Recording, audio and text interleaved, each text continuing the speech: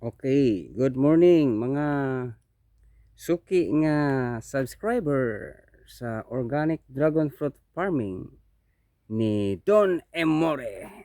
So today this kani nga video ako lang ning ipakita sa inyo para mapakita na ako ang mga bunga sa atong dragon fruit nga organic. Okay? So karon July 25 2024. So, tumiaging video na ako, hilaw pa ni sila. Pan karon, hinog na, no? So, ako lang ipakita sa inyo. Ano yun? Ano sila? Ug mga adlaw, basta ingani na gani ang kulay niya. Na, ingani na, na ugma, harvestable na ni siya. So, kung ingani kadag ko, nasa, kuha ni siya, 700 grams. Kani 700 grams ni siya. Ana. So, ani. So, sa una, nagsugod pa ko ani, lisod man kayo ni siya studyhan. Pero, maging consistent lang ka sa imong motibo nga makaroon kang sarili nga dragon fruit farm. Mao na ni siya karon, no? Naanay siya yung mga bunga. Anang naa. So, ayan. Oh, dagko kayo, oh. So, karon diyan na po dali, oh. Sa kung previous na ko nga video, hilaw pa ni sila. 25 ni sila kabuok, no? So, karon na mo ni pala tandaan nga ma-harvest na, no? Halimbawa, mo ni ang kulay niya karon. Ani? After ani mga 24 hours, ani na ni siya, oh. Ani, ana. So, ma-harvest na ni siya kani nga bunga karon. So, kung ingani kadako, naagi ni siya sa 700 grams up to 800 grams. Ingani kadako ang atong mapabunga sa atong technology. So, limpyo gini siya. Makasiguro kita nga limpyo ni kay daghan man ko mga higalag yun nga nakamao nga wa kita migamit og mga synthetic nga chemicals o kato mga commercialized fertilizers, no? So karon ani balik ko nako kung ingani ang kulay niya pagkaugma ni after 24 hours ma-harvest na siya. So ingani na ni iyang kahimtang pagkaugma, oh. Kani mga 800 grams gini siya kay dako kayo. Ana, oh. Anang naa. So matingala gyud mo nganong naay tamis, naay tab-ang nga dragon fruit. So ngano man na siya. So kinahanglan ikaw nga consumer makabalo ka mo identify sa itsura sa mga bunga sa dragon fruit kung kana ba siya tamis or kanang dili tamis. Ano naagya po ni sa 800 grams perting dako, guys.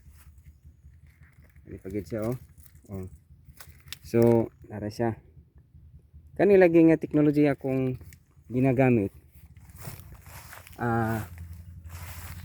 Ang kada punuan sa dragon fruit kanino layout may akong tawag ani or punuan sa isa ra man gud ni iyang poste, oh. Pero kadto na ganing tulo ka poste gitawag na ako tog layout. So kaning akong technology pero hinog na po na unya hapon kuan ni siya guaranteed ni nga kung moedad na imong dragon fruit og 2 to 3 years old or diya tagid sa 3 years old muhatag na nimo ni og kanang in 1 year cycle sa isa ka tuig, no? Kay kaning dragon fruit isa gyud ni ka tuig nga sige harvest naman siya mo slow ang iyang pagbunga pero naagi ma-harvest pa.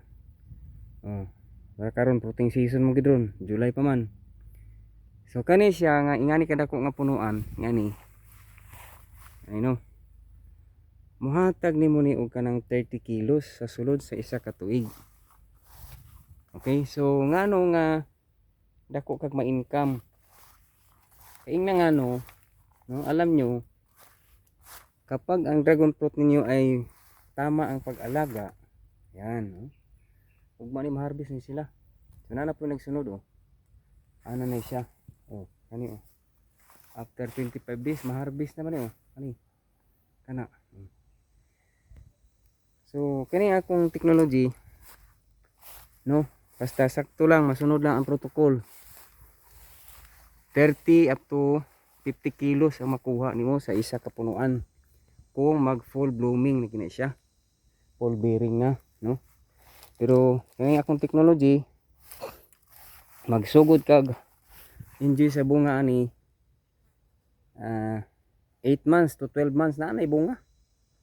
Ako itudlo sa inyo saon nga makabunga. Walay palitanay og kuan kanang dili na guys kinahanglan mo palit og kanang commercialized lagi nga fertilizer. Ug katong mga chemical zero gyud ni, wala ni gamitanay chemical sa kuha. No, ipahambog gyud ako niha kay ano. So kung ikaw ang nagtanom nya mi harvest ka og kani nga mga bunga, di ba? Oh. Lami kay imong paminaw. Kana bang murag yung nag-success ka sa imong gi-studyhan anang naa. Ako nagsugod ra po ko nga dugay nangamunga ni ako kay pagtanom na ko ani. Napasagdan man eh. Sige man kog laroy-laroy. Laroy-laroy. Pero karon nakita na ako habang kaya ako nag-network man ko karon aning kuan kaning antipara nga kuan, antipara nga walay grado. Tambal sa problema sa mata, no, kani. Ni akong antipara. So doble ni akong purpose sa akong video. Advertise ta sa organic dragon fruit farming. Advertise po ta aning antipara nga walay grado, gitawag ni siya MGI Ion Speak hospital grade medicated eyewear. Combination ni siya sa triple combination sa bag-o nga technology, nanotechnology ang tawag, no. Gipino ang silver, gitawag siya nano silver. Unya gipino ang duha ka klaseng bato nga black tourmaline stone ug organic germanium stone. So kung imo gini siyang palawman og study kaning tulo ka kombinasyon, mo protection na ni imong mata ay imong antipara sa UV, mga blue lights, radiation, og 600 types of bacteria o virus kaya niya patyon na ning atong lens, no. Muna nga protected ni atong mata.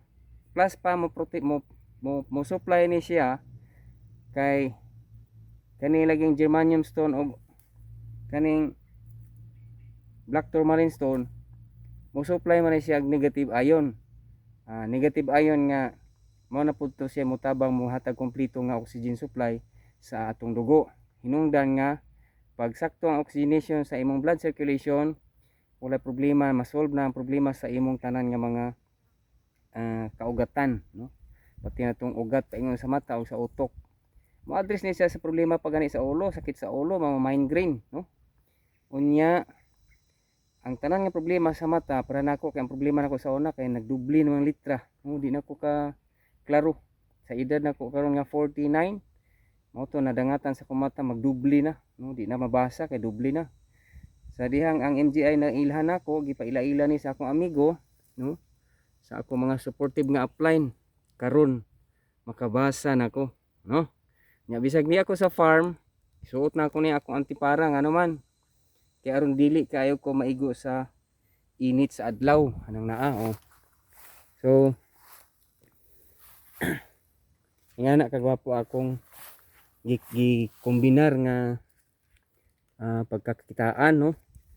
So katong mga naay problema sa mata anang naa, kontak na mo sa kuha sa akong Facebook, no. Aron nga naaman tay business hub dinhi sa Marbel, naa sa Aquila de Oro Hotel, no. Dito tayo sa istorya. Ang mag-member sa MGI sa akong grupo kay ug ganahan ko halimbawa daghan kong harvest, magdala man ko dito mga surplus nako sa dragon fruit na libre na ninyo makaon, magsige mag-shake dito aning dragon fruit, no. So balik na punta sa dragon fruit. Katong mga gusto magtanom lami kay ning dragon fruit, himuon ninyo nga retirement project. Retirement ibig sabihin kana bang di na mo ganahan manrabaho, no? Di na mo ganahan magsig-hago-hago kay gikapoy na mo or daghan na kay inyong gi-income. Magtanom mo aning dragon fruit, nganong magtanom man mo ani, no? Tambal man gud ni bay. No, mga unsa ni? Mga higala tambal ning dragon fruit. I-research gali ninyo ning dragon fruit unsa ang iyang potential ani kay gitawag man ni siya superfood, no? So ang dragon fruit is a superfood kay daghan po ni siya gitawag natong health benefit, no? Sa back up by science ni siya, giingon ni siya dito kanang ang dragon fruit has the capability to regenerate new cells.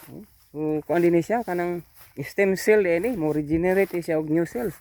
Anang naa. Karon kung naa mo'y tanom, di libre na, di na mo sige palit kay mahal man ning dragon fruit good.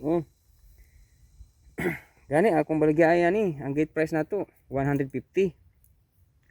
So 150 ang kilo. So kung naa mo'y 1 hectare, tamnan na to na siya og 1,000 lang ka poste or layout. Nya mag 30 kilos ang inyong harvest kada layout sa isa ka tuig. Times nimo isa ka libo. Baligya lang nimo ni siya og 150 ang kilo. De additional income. Plus naa kay libre nga consumption, no? Konsumo. Pwede man nimo ni kaunon kada adlaw. Dili man ka ma-acidic ani. Unlike sa uban nga prutas, dili ka pwede sige kaon ana nila. So kani pamahaw isa, paniudto isa, panihapon isa. Di na ka mo kaog bugas. No? Mo na nga ang sekreto aning dragon fruit, no? Istudihan ninyo unsaon ni siya nga makapabunga mo, no? Mag-istorya lang gud ta kanang tinabangay lang, no? Gusto ka magtanom, tabangan nako ka, itudlo nako sa imo ang technology. Unsaon nga makatipid, unsaon nga mamunga og earlier lang siya, early. 8 months munga na ni. 1 year ana, pero dili pa na kaayo daghang bunga. O gusto jud ka nga mudaghan na kay ang bunga, ako ra man kang pabisitahon diri sa akong plantation. Wala na daghang theory lecture. Ug unsa ang imong makita dinhi, i-apply nimo sa imong farm. Mao na to ang imong learning, no? Ang pangutana dun imori pila man imong baligya sa imong technology. Siyempre karon ka wala namang libre ron, no? Wala libre karon. Barato na kay ni akong technology. Sa uban nga technology katong hybrid nga technology, ana 2,000 ang kada poste. Ila ang poste, ila ang planting material, ila ang technology, 2,000 ilang singil sa imo. Pero kining ako nadili 2,000. Dinhira ta sa 1,000. 1,000 lang imong bayaran sa ako. Ang inclusion anang kuan 1,000, planting material, poste nga malunggay. Kay malunggay ra man atong gamiton. So poste nga malunggay unya ang mga pamaagi, ang mga steps, unsaon nga dili masakit imong dragon fruit. Kay masakit pud ba ni? Imong pasagdan. Unsaon nga dali ra siya magbunga. So naanay ako ana, proven, no? Kay sige naman jud kog harvest ani, way undang. Anang naa. So tinabangay ta, no? Kamo na ay yuta na may kwarta, ako na ay technology. So aron mapuno nimo nag dragon fruit imong yuta, istorya ta, no? Di ka abta nag isa ka oras. Mahuman na tag istorya. Tamna na nato day nang imong mga bakanting yuta. Dili lang dragon fruit atong matanom, pwede ta intercrop ni saging sa boundary. Dili lang og ikit nya lubi, ana. Daghan pa ta matanom basta kay ako lang nang i-drawing sa imo, no? Ato na siyang i-present, no? So daghang kayong salamat sa inyong padayon nga pagtan-aw sa akong mga video, no? Anang naa. So kung ganahan mo support sa akong video, like, share and subscribe, labi na tong mga hilig sa farming, no? Anang naa. So dinhi lang usa kutob, daghang kayong salamat. Malipay ko nga ako ning ma-share sa inyo, no? Hangtod sa sunod na akong video. Okay? Ang Santissima Trinidad magapanalangin kanato sa matag adlaw, no? nga ang atong pagpanguma hatagan ta og daghang kayong bunga, no, sa atong mga tanang klaseng tanom aron ang atong economic nga status dili po ta ma-behind anang naa. So daghang kay salamat sunod sa akong mga video. Okay, so God bless us all.